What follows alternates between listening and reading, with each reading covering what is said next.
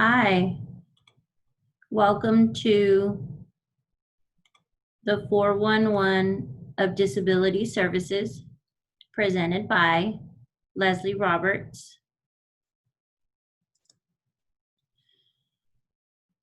This is your Disability Mental Health Services team. From left to right is Esmeralda Hernandez, the Disability Mental Health Coordinator, Faith Fillmore, Special Needs Assistant, Heather Martinez, Special Needs Assistant, Charisma Vincent, Special Needs Assistant, Lucero Escutia, Special Needs Assistant, and myself, Leslie Roberts, the Disability and Mental Health Technician. Performance Standards 130260, Non-Discrimination Policy. What is it? Why is it important that we follow it? And how do we implement it?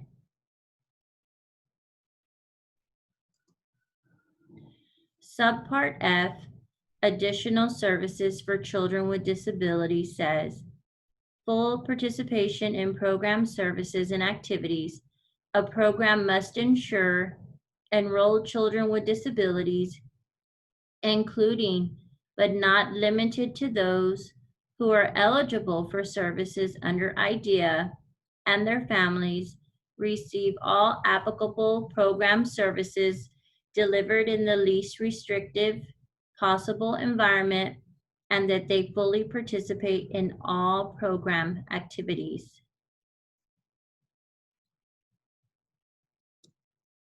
In this video, it's going to give you an example of an inclusion setting.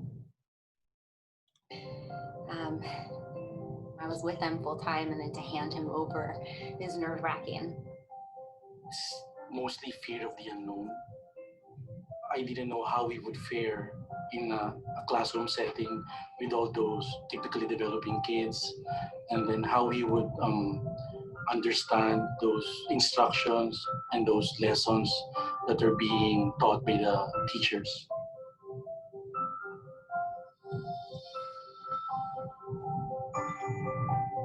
In early childhood, every classroom is an inclusive classroom. Whether you're talking about children with abilities or just children that have had different life experiences up until this point. You look at your environment differently, and how is the environment accessible to every child? And how is your environment set up so that every child is getting exactly what they need? Our mission and vision statement are anchored in high expectations and outcomes for all students. So living that out at the early childhood level, that was the work. I think it all starts with that IEP process. So really having that evaluation team and the current team writing those functional goals and objectives. My goal is that services such as speech, OT, PT, all those could be embedded right within the classroom and the routines that we have. When you are an early childhood kid between 3 and 5 years old, you want to do what your friends are doing. And to have children, the expectation that they're going to sit and do one specific thing at any given time that you choose doesn't always work out. But when it's an itinerant model, having those service providers coming into the environment, working with kids, doing things that kids are naturally doing is in the best interest of kids. We used to have our kids that are the kids in childcare, and then our kids with IEPs that were joining that group.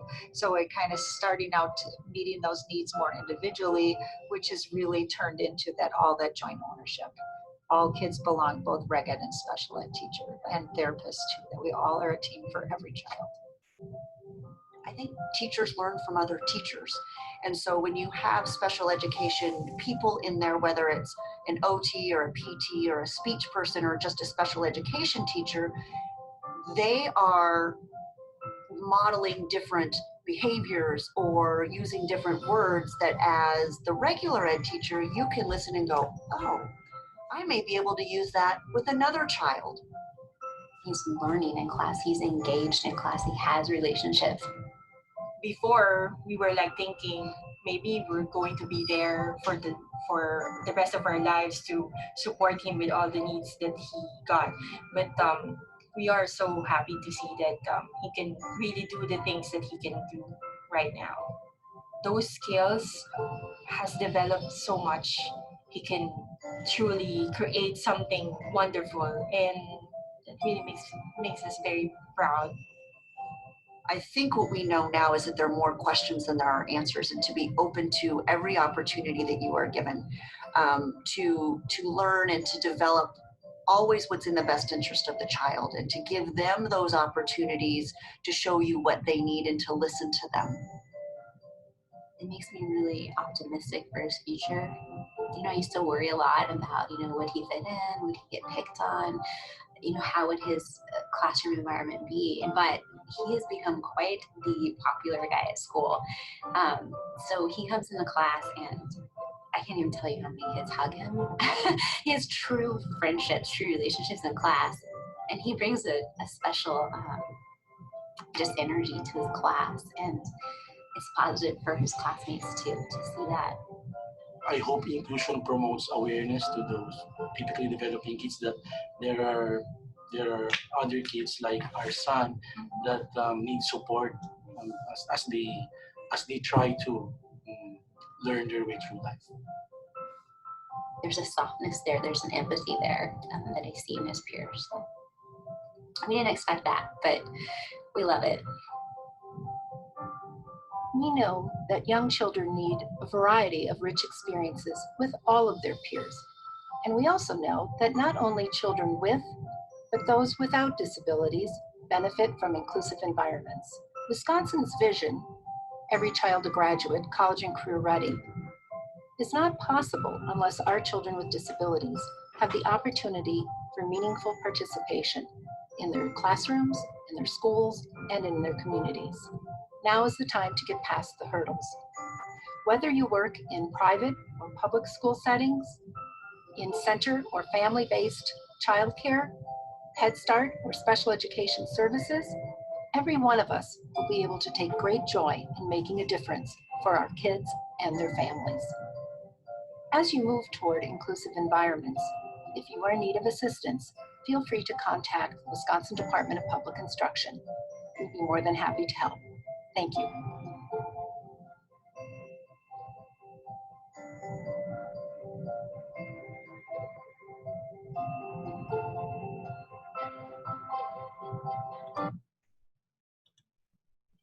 This is a great example. And fortunately, we work with a really great program that is a full inclusion program that has children with disabilities and your typically developing children at the same time. Now we're going to get into our people first language. We always want to treat people, children especially, with the dignity and the respect that they deserve. We never want to use the negative phrases. We always want to use the affirmative phrases. And these are just some examples when talking about a child with a disability or even an adult. We never want to say the handicapped or the disabled. There are people with disabilities or children with disabilities. Or you never want to say, oh, there's a blind child over there. No, she isn't blind. She is Ava, who is visually impaired or suffers from a hearing impairment. The name of a person who is hearing impaired. A CP victim. You always want to say the affirmative phrase with it. The name of a person with cerebral palsy. And then the last example for the negative phrase is the slow child. No, that person is a person with an intellectual disability. Here are some commonly used acronyms for disability services. You're going to hear me use some of these throughout the whole presentation. And it's just part of our language for our department because we use it all the time. but we really need to familiarize ourselves with this language so that when you hear it, you're like, oh, I know this, we do this. Early childhood special education, which is formerly known as PPCD, is an education program for public schools in Texas for children with disabilities ages 3 to 5. Eligible children may begin services on their 3rd birthday. Visually and hearing impaired children are eligible for services from birth. An ARD is an admission review and dismissal committee meeting. It's a committee that determines special education services. This committee is composed of the parent primary caregiver, a Head Start disability representative, the child's teacher, and the assessors, like the diagnosticians, the SLPs, the principal. Everyone is there at this meeting making and agreeing to the decisions, to the results from the full individual evaluation of the child. An IEP, which is your individualized education program, is a written plan for a child with a disability that is developed and implemented in accordance with IDEA and its implementing regulations. A child who has an IEP is enrolled in our preschool program. An IFSP, an individualized family service plan, is a written plan for providing early intervention to children eligible under Part C of the Individual with Disabilities Improvement Act, IDEA, in 2004. This plan describes services for infants and toddlers and their families. Children who are enrolled in Early Head Start may have a IFSP as their eligibility for that. Here are some more acronyms. FAPE, Free Appropriate Public Education. To the maximum extent appropriate, children with disabilities are educated with children who are not disabled. MOU, Memorandum of Understanding, a written agreement that supports efforts to work collaboratively. The content of the MOU defines the best cooperative methods for providing services without duplicating efforts. In Disability and Mental Health Services Department, we do have MOUs with a lot of the LEAs, which is your local education agencies in our area, which is CCISD, Flower Bluff, TM, Calallen, Robstown, and Westoso. LRE is the least restrictive environment, a regular classroom environment with children that are not disabled.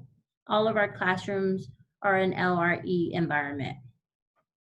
ADA, which is your American with Disabilities Act. In 1990, Congress reaffirmed and extended the Civil Rights Act, Section 504, with the passage of the Americans with Disabilities Act.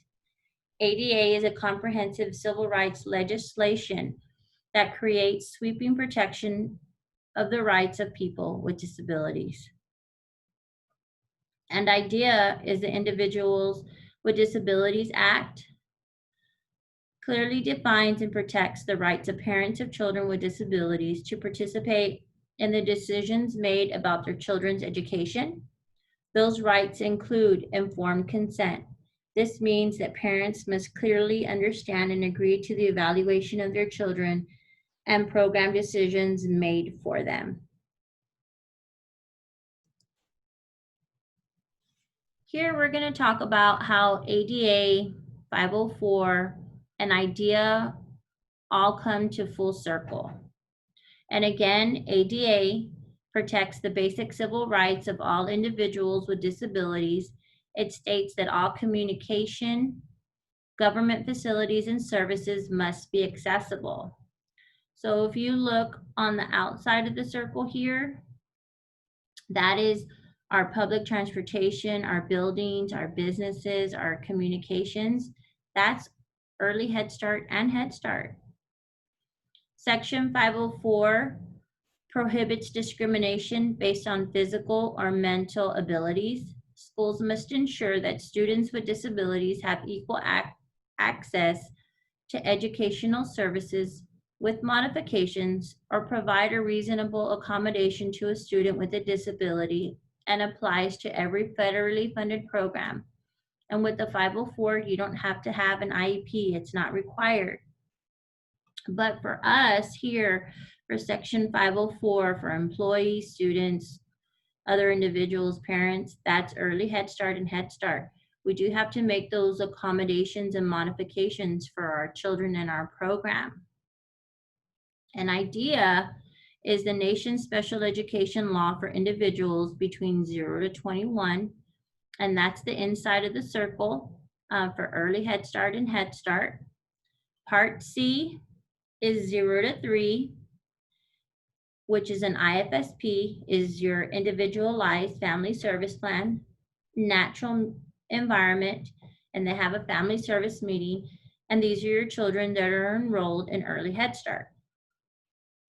Part B, from 3 to 21 years old, they have an IEP, which is your individualized education program, and they're in the least restrictive environment, and they have to have an ARD, which is your admission review and dismissal committee meeting. And this is kind of why that we went over the acronyms before, so that when we use them, you hear them again, so that we can gain that knowledge of those acronyms.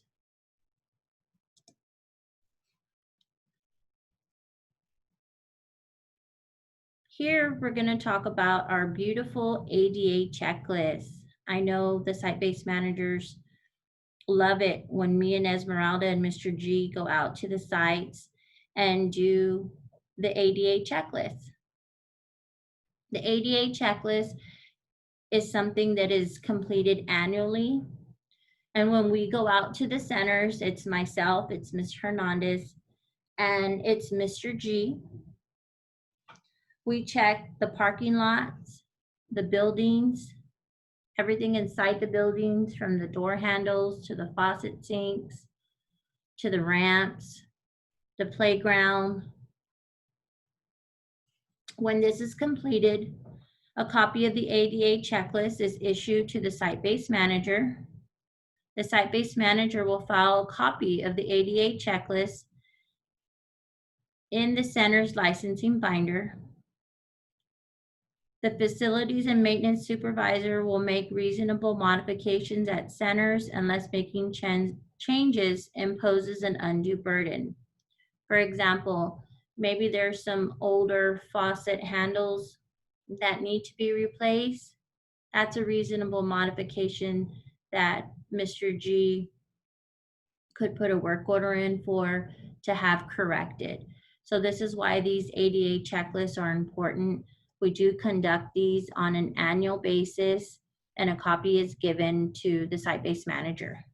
And this way they can share it with Belinda Bonda, the site-based manager and facilities coordinator.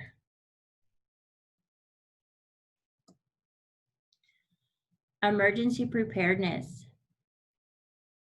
746-5202, what must my agency emergency preparedness plan include?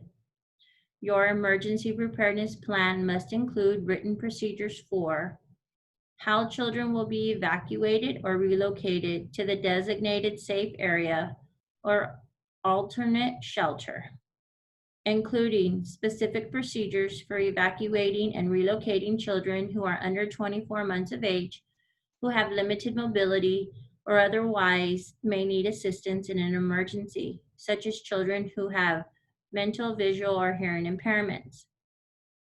This is new to our process for this year for emergency preparedness. It is a part of minimum standards that we do have to have a plan in place for evacuations for children with disabilities. Evacuation procedures for a fire, flooding, and bomb threat. Infants are moved to evacuation cribs automatically. Toddlers and children who have limited mobility will use their pediatric mobility tools to follow the teacher to their evacuation destination. Toddlers with mental, visual, hearing, or other disabilities will be assisted by the teacher to the evacuation destination. Children who can walk can hold hands and follow teacher to evacuation destination. All staff will hold up the appropriate cards indicating their status. Red means help is needed. Green is all clear. And blue, which is something new, this is for a person with a disability. You are going to find all these procedures in the Emergency Preparedness Manual for the Birth to 5 Head Start program.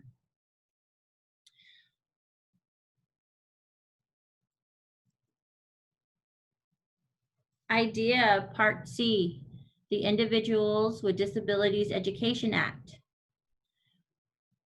This is for eligible infants and toddlers with disabilities and developmental delays, birth through age 2, family engaged. They have an IFSP and transitions to Part B at age 3. Early childhood intervention, birth to 36 months of age who have developmental delays, disabilities, or a certain medical diagnosis. They may have a language or speech delay, self-help skills, social or emotional skills, gross or fine motor skills, cognitive skills, which may include walking, eating, and playing, or they may have an auditory or visual impairment.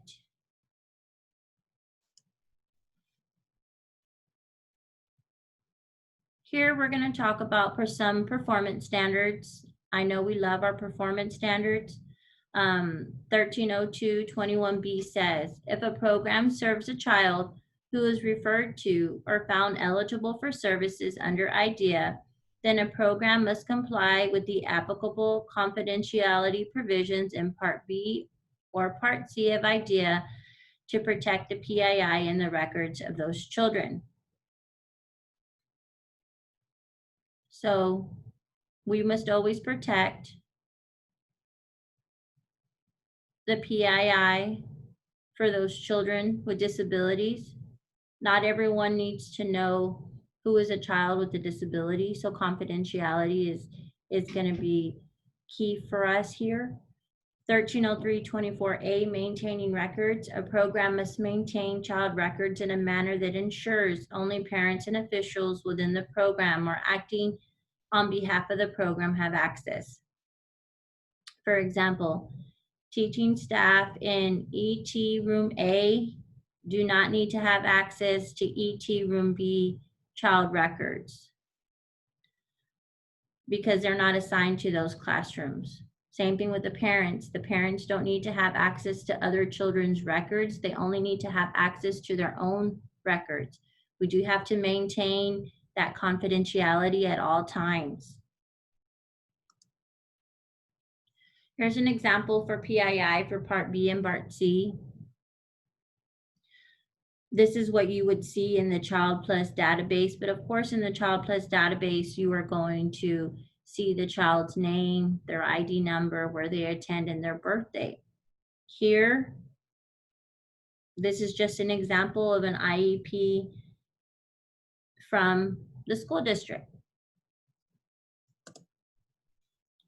And this is an IFSP measurable outcome. And again, everything on here is confidential information.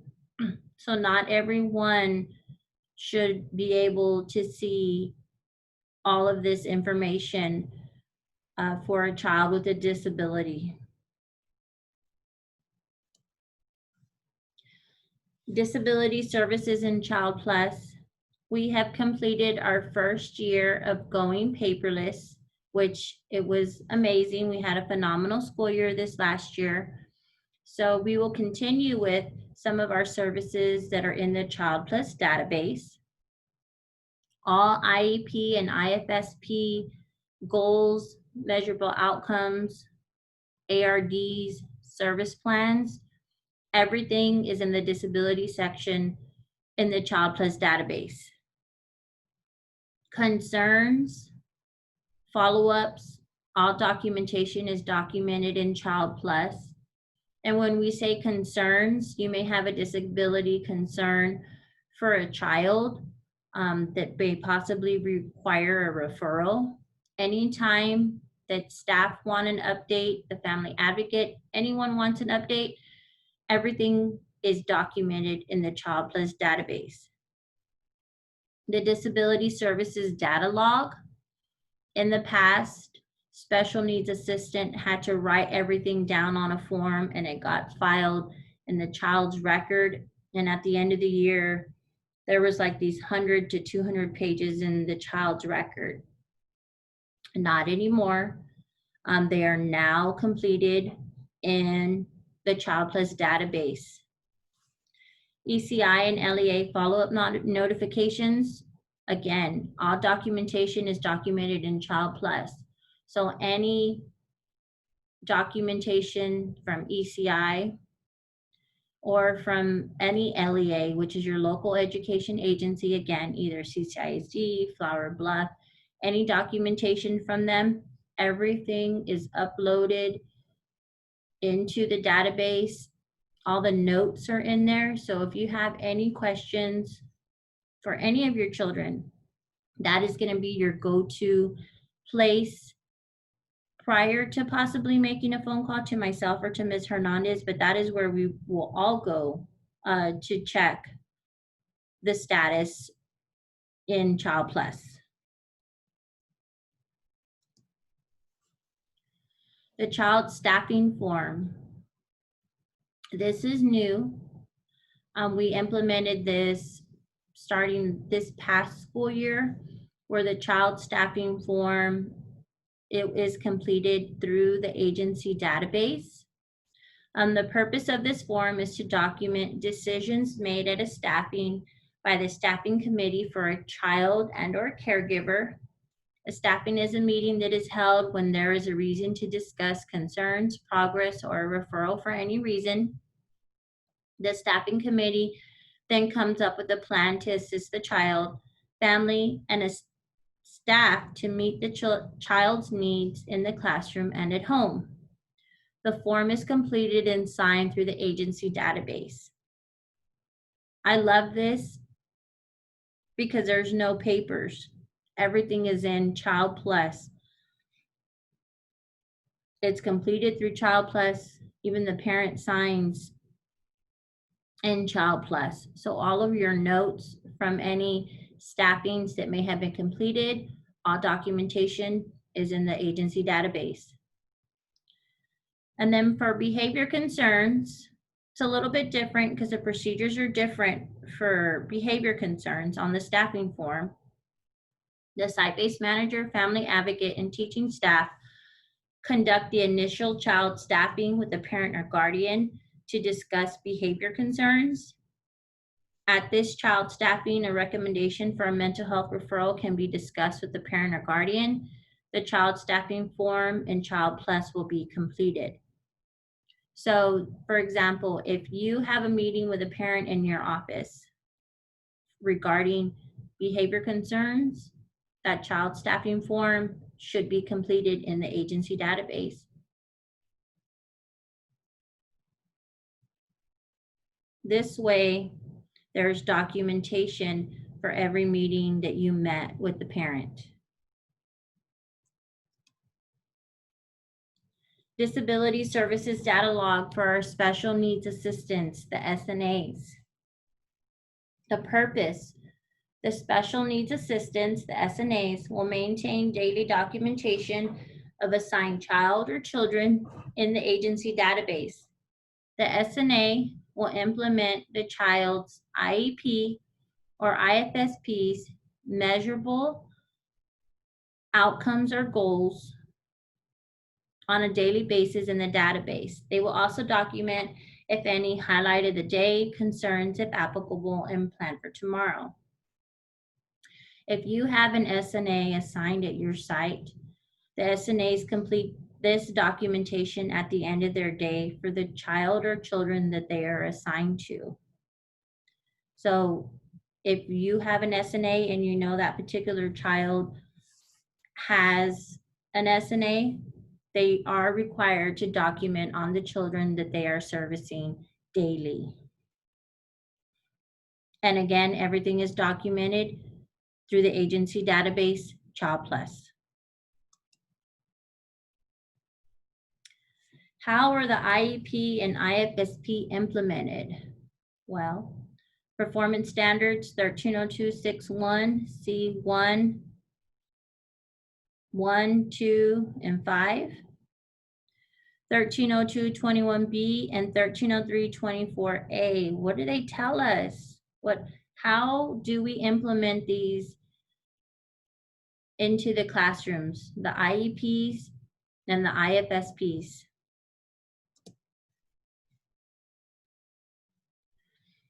There was a change, and this is why it's on here, to the 18 to 36 months early Head Start lesson plan in the disability section. The words IEP were added due to children remaining in early Head Start and having an IEP in place when enrolled in early Head Start. This was a change to one of our lesson plans, for this school year. The IEP was added to the IFSP section on the 18 to 36 months early Head Start lesson plan. How do we implement it? Services for a child with disabilities will be planned and delivered as required by their IFSP or IEP, and the information will be shared with guardians through lesson plans and teaching strategies goal assessment. And this is a change. No more than 2 weeks of lesson plans will be accepted due to changes in the services for the children. This is why it's crucial that teaching staff and managers carefully plan for children with disabilities, because this is how we show that we are implementing their services that are on their IFSP and their IEPs through their lesson plans and teaching strategies goals. Teaching strategies goals through the ongoing assessments, the child's IEP and IFSP goals and measurable outcomes are aligned into teaching strategies gold with the Office of Special Education Programs license. In gold, there is documentation that's needed, and I input that into gold for you, so that way it opens up lower domains for children that maybe are not where your typically developing children are, that they may need something different for them.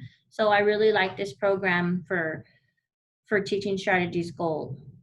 Assessments are completed according to the Education and Disability and Mental Health calendar. If a child enrolls late, the teaching staff will use the deadline date calendar to complete the assessment. Why are developmental learning reports important to disability services? Why? I heard a lot. Why this year? By sharing the DLR, this is how we show the Office of Head Start we are meeting our mandates in specific timeframes. For staff that have been here in the past, we did and wrote those 30-day progress reports. That's how we showed the Office of Head Start that we were meeting and showing progress to the parents. But now we don't do that anymore. We share them through lesson plans and teaching strategies goal assessment.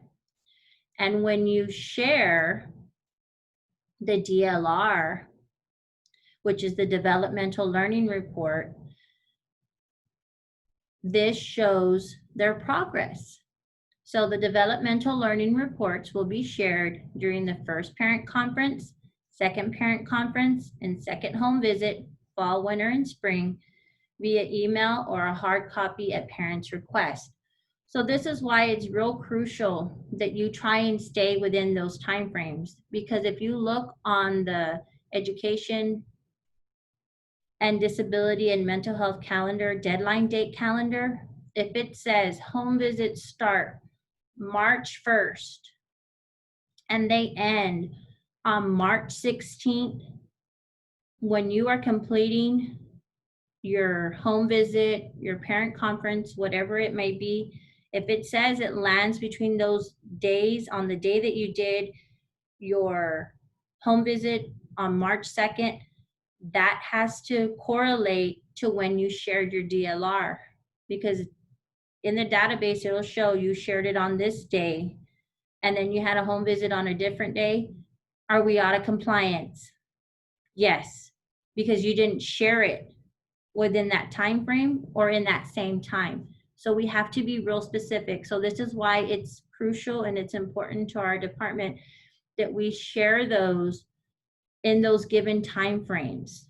It can't happen before, because if it happens before, are we out of compliance? Yes, because you did it too early. If you do it after the dates, are we out of compliance? Most definitely. So we just want to make sure that we understand how crucial the DLR is for disability services. Follow screenings and assessment schedule per the education and disability, mental health, and deadline date calendar. Again, those that calendar is going to be key for you guys. Performance standards 1302, 33, 3I, and II says, number 3, if warranted through screenings and additional relevant information and with direct guidance from a mental health or child development professional, a program must, with the parent's consent, promptly and appropriately address any needs identified through referral to the local agency responsible for implementing IDEA for a formal evaluation to assess the children's eligibility for services under IDEA as soon as possible, and not to exceed timelines required under IDEA, and partnership with the child's parents and the relevant local agency to support families through the formal evaluation process. So now we're going to get into referrals, because this is how our performance standards tells us how we have to comply with our referrals. Referrals to ECI. And what is ECI? ECI is Early Childhood Intervention. Input the disability concern in the disability tab in Child Plus for a referral. Have parents sign the referral form from ECI and the NCCAA consent form. Email or fax referral to the Disability Mental Health Services Department. And remember, we have 48 hours to submit the referral to ECI from the date it was signed by the parent. So if it's Friday and that parent signed it on Friday, if you wait until Monday to turn that into us, is it still valid? It's not, because we only have 48 hours. If you do it Friday morning and you get it to me, yes, guaranteed, our department will take care of it. But if you wait until 5 o'clock on Friday to send it, there's no guarantee that it's going to get there in time within the 48-hour window. So we just want to make sure we're real specific when it comes to submitting the referrals to our department, because ECI has that 48-hour window. It's not even us, it's ECI. 48 hours from the date signed by the parent. Referrals to LEAs, which is your local education agency. For CCISD, Wistoso ISD, and Flower Bluff ISD. Follow procedures for inputting a disability referral into the Child Plus database per the Disability and Mental Health Services Manual. Staff have 2 weeks to fill out the paper packet that's issued to the manager and the family advocate. Again, it has directions when it's issued. There's a portion for the teacher, a portion for the advocate, and then a portion for the parent to fill out. Once all that is completed and it gets turned in, the LEA has 60 days to evaluate. They have 30 days after that to hold an ARD, and they may request additional 30 days for further testing. And this last bullet is going to be crucial for us. Please tell the parents that they must register the child at their home campus. This will delay their process if they're not enrolled. So say, for example, if you have a child who attends La Armada made the referral, and their home campus is Travis, the parent needs to go to Travis to register the child and follow the guidelines from CCISD. This will delay their process because if they are not enrolled, it will delay the starting of the evaluation and things like that. So in order to really get the ball rolling, all these things have to be completed.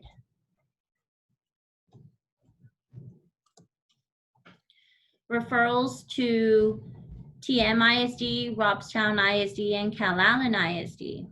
Again, follow the procedures for inputting a disability referral into Child Plus database per the Disability Mental Health Services Manual.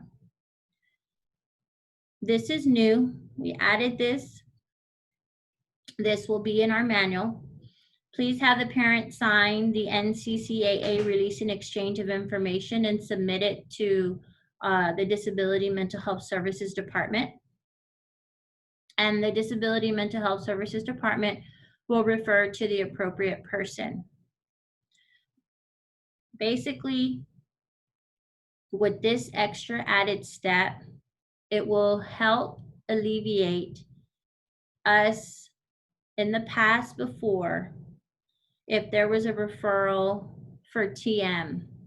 Typically, you would have inputted the referral, then I would have called the parent and said, "Hi, Miss Bettis, I know that you were requesting a referral to TM. This is who you go and talk to. But now I'm going to, or we are going to help the parent a little bit more, so that way it gives them that extra step." So with that release and exchange, they're giving us permission to give to TM the child's name, the child's phone number, things like that. So that way, these LEAs, we're assisting them in the referral process and assisting our families at the same time.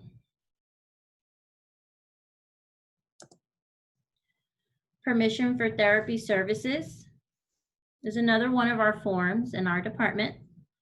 This form is to be used to obtain written parental parent primary caregiver consent before allowing the professional to have unsupervised access to a child in care. This form is for all children who receive disability services. And this is a change. This is new for us this school year. If children receive their services at home or at their home campus, please indicate on the form the child receives special education services at home school.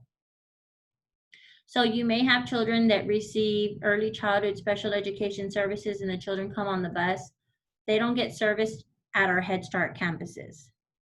So even though those children don't get serviced at our Head Start campus, we still need to have this form in place and indicate that on the form. And this is new. This last bullet on here, this is new for this coming school year. It will be added into the Disability and Mental Health Manual. When form is completed, email or fax the permission of therapy services for all children at your sites to the Disability Mental Health Technician.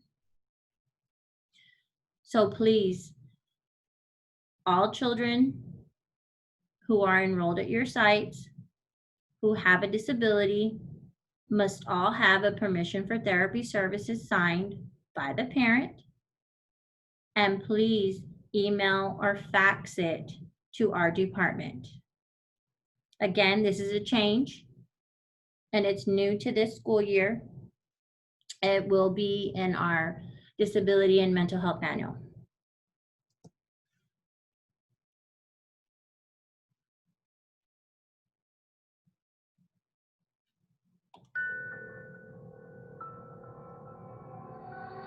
Like the sea meets every shore, not an if, but it's a when.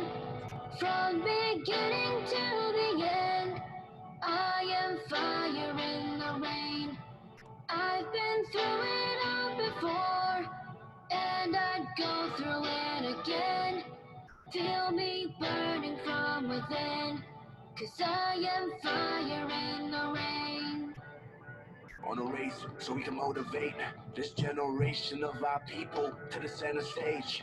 Undivided, we are one. What is said and done? Just try to become a better man, a better son. No shadows if you face the sun. You could try to run, but it's only that far. Fall in the sky, you aim for the stars. Out of this world, feel like we hit the ceiling, breathing like we living up on Mars. Remember the same, people gonna change, shivering in pain. Remember the dance like nobody's ever really watching you. They can't see your tears fall in the rain. Nobody can see a teardrop in the rain. Like the sea meets every shore, not an if, but it's a when. From beginning to the end, I am fire in the rain. I've been through it all before, and I'd go through it again. Feel me burning from within, 'cause I am fire in the rain. Nothing to lose, just give it all. Ain't nothing wrong with you taking the fall. If you feel tossed, then get up on the third and make sure that you come back on and standing tall. Some days you just gotta try. Take a leap of faith, you might even fly. Ain't nobody can stop you, and the only limit that you got up here is the sky. That's the word. Looking for signs. Since you the end of time, lost, can't seem to find a peace of mind. Here's a peace of mind. Ever thought about the strength you possess? Like those you obstacles to test you, it's only so that you can bring out your best. I gotta confess. Like the sea meets every shore, not an if, but it's a when. Until the From end now. beginning to the end, I am fire in the rain. Let it I've burn been now. through it all before, and I'd go through it again. I can't Feel stop me now. burning from within, 'cause I am fire in the rain. 'Cause I am fire in the rain.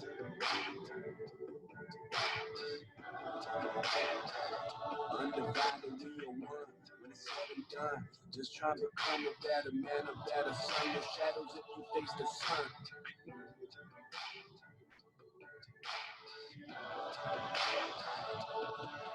Never the same, people gon' change. In the pain, remember the days like nobody's ever really watching you. Watch the fire burning in the rain. Like the sea meets every shore, not an if, but it's a when. Until the From end now. beginning to the end, I am fire in the rain. I can't stop I've now. been through it all before, and I'd go through it again. Feel me burning from within, 'cause I am fire in the rain. Feel me burning from within, 'cause I am fire in the rain.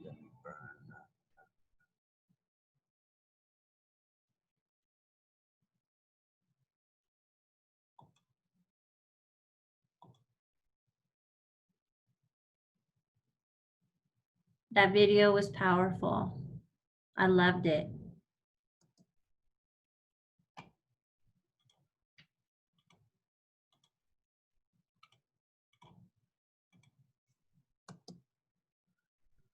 Now we've come to the end of our training. I hope you enjoyed it as much as I did. I know there was some changes in there for this school year. I know this is a virtual training, but if you have any questions, any concerns, You're more than welcome to call me on my cell phone. If you have, most of you have my number. The managers, if you have questions, please feel free to email us with your questions. Again, I'm available to y'all at any time of the day. Most of y'all know that.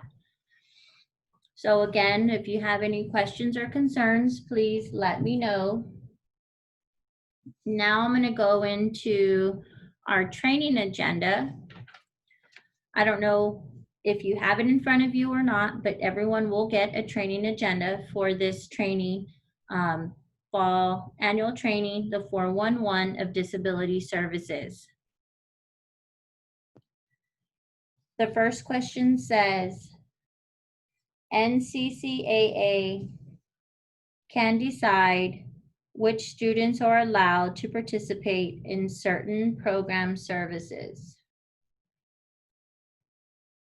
I'll give you a few minutes to think about it, a few seconds, I'm sorry, not minutes, a few seconds. We should all know this answer. And our key is that we can decide.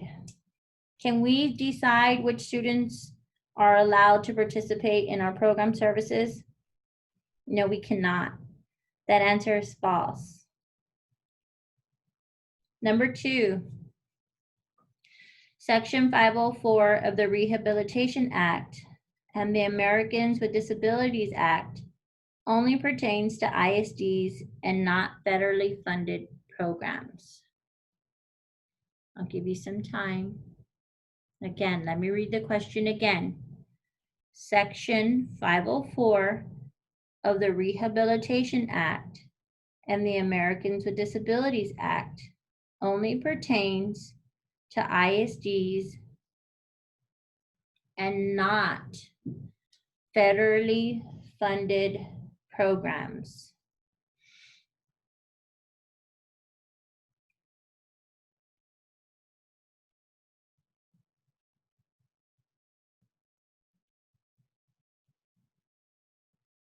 Did I hear somebody say false?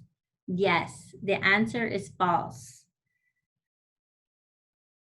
Question number 3. Disability services referrals are completed on paper. I know you know this answer. I hope you know this answer. I'll give you a little bit to think about it. Again, disability services referrals are completed on paper. Are they?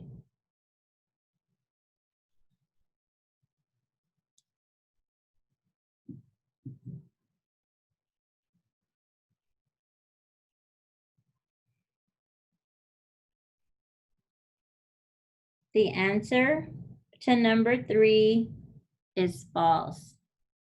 Disability services referrals are completed on paper. That's false.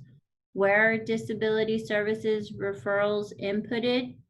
They're inputted into the agency database, which is Child Plus.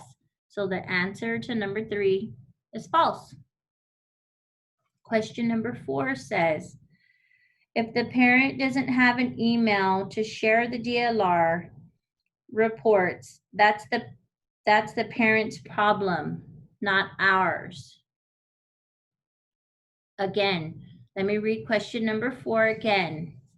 It says, if the parent doesn't have an email to share DLR reports, that's the parent's problem, not ours. I'm going to let that sink in for a few seconds. Let's let it sink in.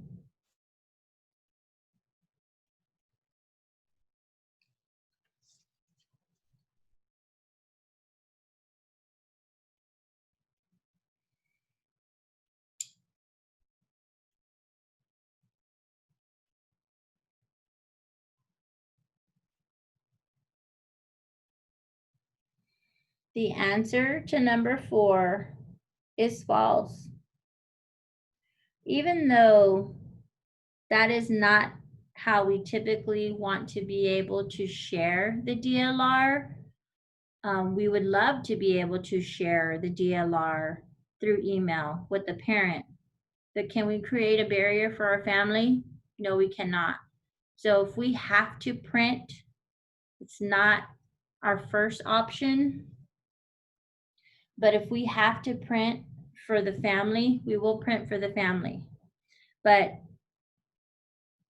just keep in mind that sharing through email is our first option, but if we have to print, we will. Question number 5. Permission for therapy services form is only for children who receive speech services. I'm going to read it again. Permission for therapy services form is only for children who receive speech services.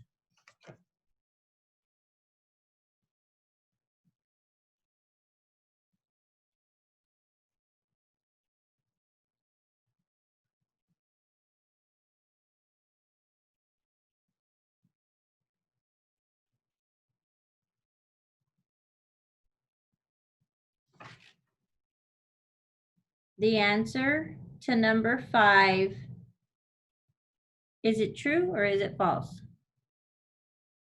Well, the answer is false. Permission for therapy services is for all children with disabilities enrolled in our program, regardless of what services they receive.